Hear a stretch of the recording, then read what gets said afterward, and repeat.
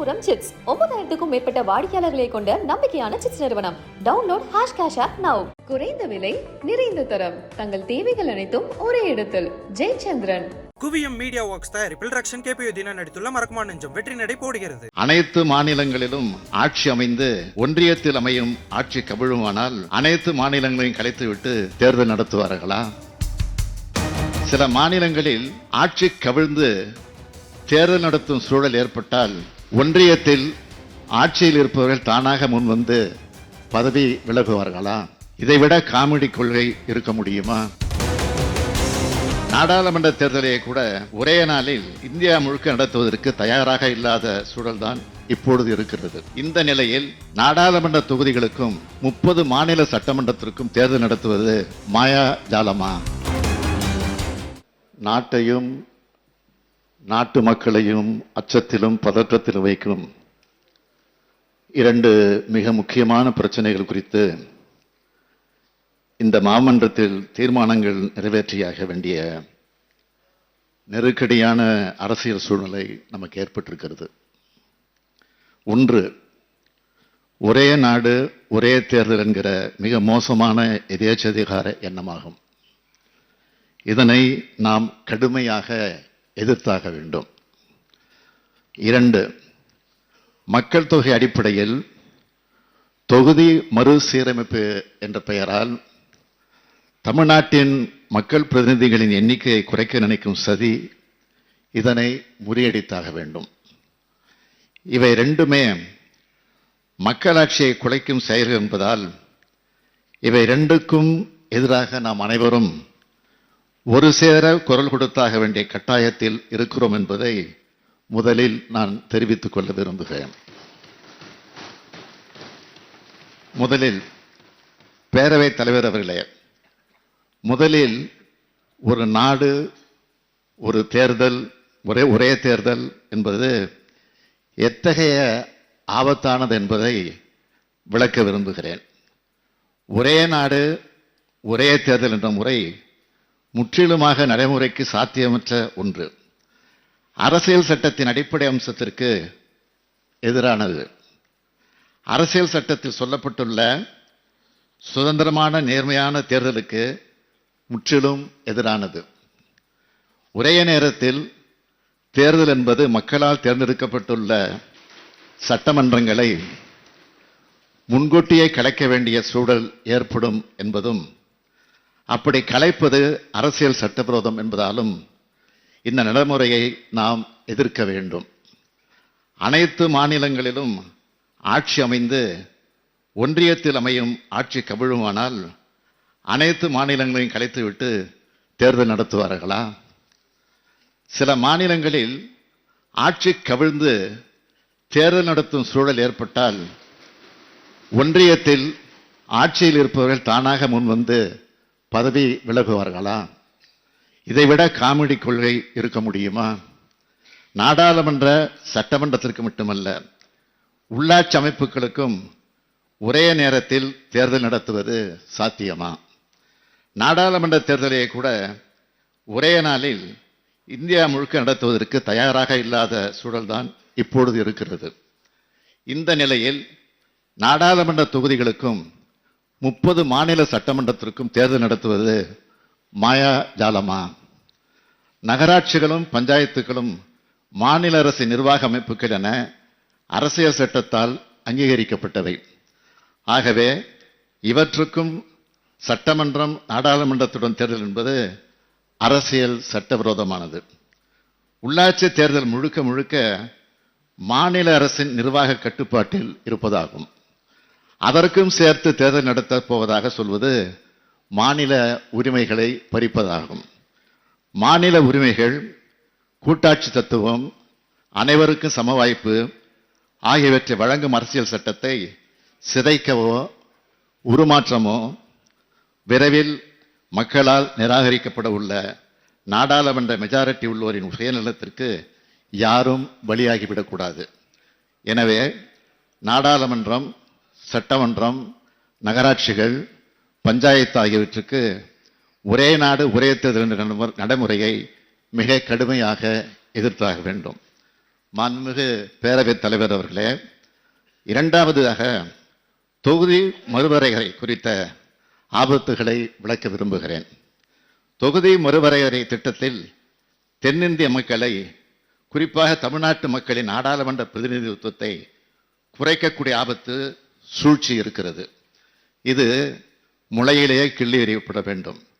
தமிழ்நாட்டின் மீது, தென்னிந்தியாவின் மீது தலைக்கு மேல் தொங்கும் கத்தியாக தொகுதி மறுவரையறை உள்ளது.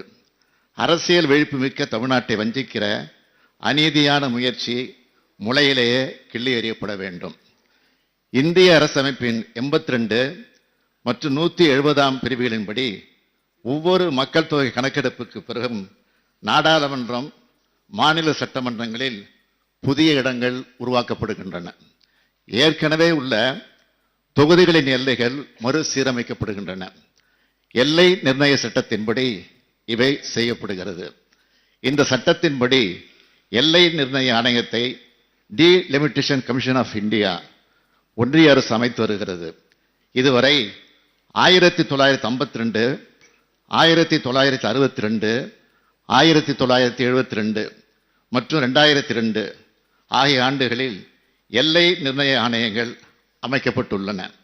இந்தியாவில் 1976 ஆண்டு வரை ஒவ்வொரு மக்கள் தொகை கணக்கெடுப்பிற்கு பிறகும் மக்களவை, மாநிலங்களவை மற்றும் சட்டமன்றம், பேரவை இடங்கள் மறுநிர்ணயம் செய்யப்பட்டு வந்தன. இவ்வாறு மறுநிர்ணயம் செய்யும் போது மக்கள் தொகையின் அடிப்படையில் மக்களவை, மாநிலங்களவை மற்றும் சட்டமன்ற பேரவை இடங்கள் குறைக்கப்படுகிறது. அதாவது மக்கள் தொகை கட்டுப்பாடு என்னும் கொள்கையை தீவிரமாக செயல்படுத்தி மக்கள் தொகையை குறைத்து கொள்ள மாநிலங்களுக்கு தரப்படும் தண்டனையாக அமைந்துள்ளது. இதனால் மக்கள் தொகை குறையும், மக்களுக்கான நாடாளுமன்ற பிரதிநிதித்துவம் குறையும். மக்கள் தொகை கட்டுப்பாட்டில் ஆர்வம் செலுத்தாத மாநிலங்கள் கூடுதல் பரிசை பெறும். அவற்றுக்கான பிரதிநிதித்துவம் அதிகமாகும். இதனை நாம் ஏற்றுக்கொள்ள முடியாது.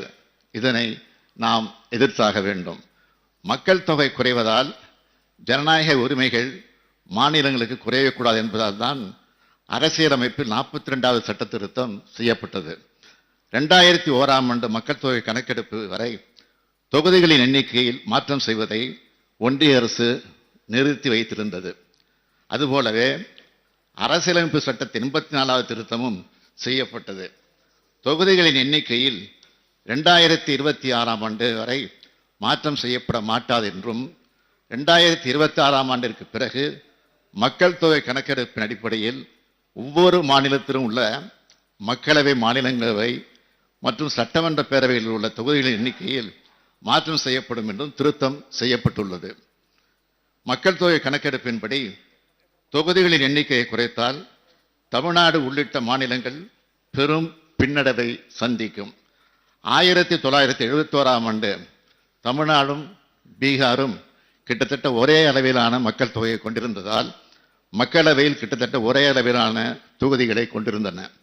இன்று தமிழ்நாட்டோடு ஒப்பிடுகையில் பீகாரின் மக்கள் தொகை 1.5 மடங்கு அதிகரித்துள்ளது. இதனால் ஒன்றிய அரசு மேற்கொள்ள உத்தேசித்துள்ள தொகுதி மறுசீரமைப்பு நடவடிக்கையால் தமிழ்நாட்டில் தற்போதுள்ள மக்களவை, மாநிலங்களவை மற்றும் சட்டப்பேரவை இடங்களின் எண்ணிக்கை வட மாநில எண்ணிக்கை விட விகிதாச்சாரத்தில் குறைந்துவிடும். இதனை நினைத்து பார்த்தால் அச்சமாக இருக்கிறது. தமிழ்நாட்டில் 39 நாடாளுமன்ற தொகுதிகள் இருக்கிறது. தமிழ்நாட்டின் உரிமைக்காக இவர்கள் குரல் கொடுத்து வருகிறார்கள். மக்கள் தொகை அடிப்படையில் தொகுதியை குறைத்துவிட்டால் உறுப்பினர்கள் எண்ணிக்கை குறைந்து விடுவார்கள். 39 எம்பிக்கள் இருக்கும்போதே ஒன்றிய அரசிடம் கெஞ்சி கொண்டு இருக்கிறோம். இதிலும் குறைந்தால் என்னாகும்? தமிழ்நாடு கோரிக்கை வைக்கும் பலத்தை இழக்கும், அவருடைய சக்தி இழக்கும், அதனால் உரிமைகள் இழக்கும். இதனால் தமிழ்நாடு பின்தங்கிவிடும். எனவேதான் தொகுதி வரையறை மறுசீரமைப்பு என்ற பெயரால் தொகுதிகளின் எண்ணிக்கையை எந்த சூழலிலும் குறைக்கக்கூடாது என்கிறோம். மக்கள் தொகை குறைந்துவிட்டதை காரணம்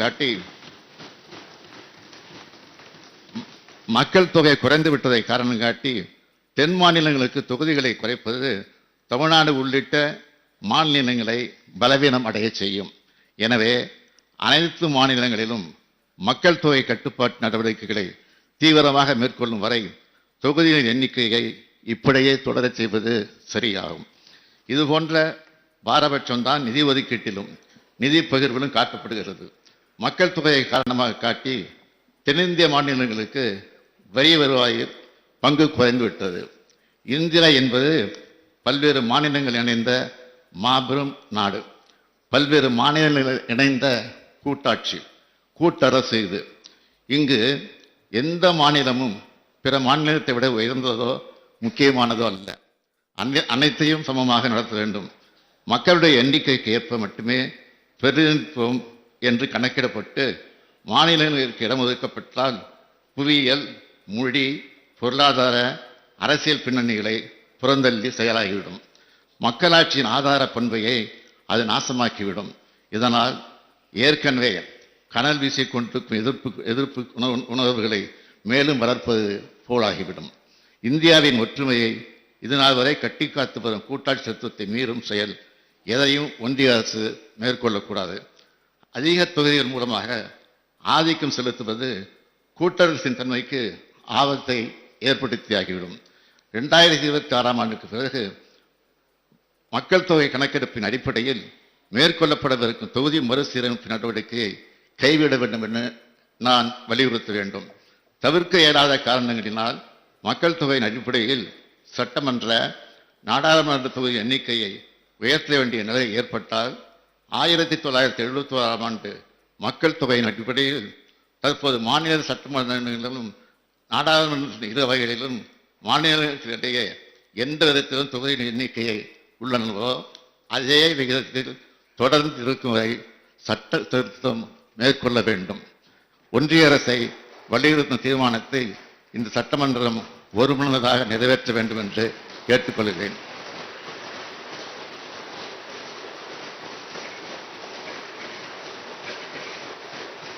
பொது முக்கியத்துவம் வாய்ந்த இந்த 2 முக்கிய தீர்மானங்கள் நிறைவேற்றித்தருமாறு உங்கள் அனைவரையும் கேட்டு பின்வரும் தீர்மானங்களை முன்மொழிகிறேன்.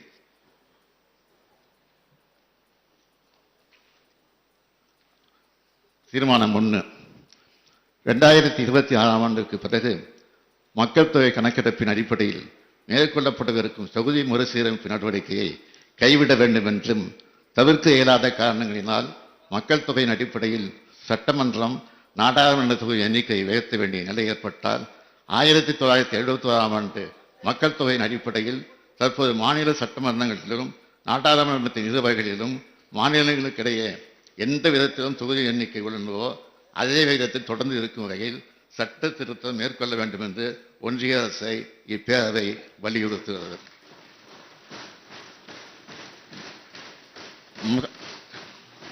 மக்கள் நலன் கருதி 50 ஆண்டுகளுக்கு மேலாக பல்வேறு சமூக பொருளாதார வளர்ச்சி திட்டங்களையும் மக்கள் நல்வாழ்வு திட்டங்களையும் சிறப்பாக நடைமுறைப்படுத்தியதற்காக தமிழ்நாடு போன்ற மாநிலங்கள் தண்டிக்கப்பட்டு விடக்கூடாது என்றும் இந்த பேரவை வலியுறுத்துகிறது என்ற தீர்மானத்தை மொழிகிறேன். தீர்மானம் 2. ஒரு நாடு ஒரு தேர்தல் என்ற கோட்பாடு மக்களாட்சி தத்துவத்திற்கும் எதிரானது என்பதாலும் நடைமுறைக்கு சாத்தியமில்லாத ஒன்று என்பதாலும் அது இந்திய அரசியலமைப்பு சட்டத்தில் வகுக்கப்படாத ஒன்று என்பதாலும் இந்தியா போன்ற பன்முகத்தன்மை கொண்ட பரந்து விரிந்த நாட்டில் உள்ளாட்சி அமைப்புகள், மாநில சட்டமன்றங்கள் மற்றும் நாடாளுமன்றத்திற்கான தேர்தல்கள் பல்வேறு காலகட்டங்களில் மக்கள் பிரச்சனைகளை முன்வைத்து நடத்தப்படுவதாலும் அதிகார பரவலாக்கல் என்ற கருத்தில் இருக்க எதிரானது என்பதாலும் ஒரு நாடு ஒரு தேர்தல் திட்டத்தை நடைமுறைப்படுத்தக்கூடாது என்றும் ஒன்றிய அரசு இந்த பேரவை வலியுறுத்துகிறது எனும் தீர்மானத்தை மொழிகிறேன்.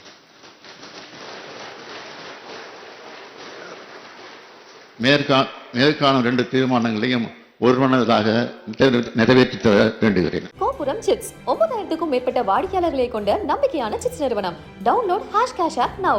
குறைந்த விலை, நிறைந்த தரம், தங்கள் தேவைகள் அனைத்தும் ஒரே இடத்தில். ஜெயச்சந்திரன்.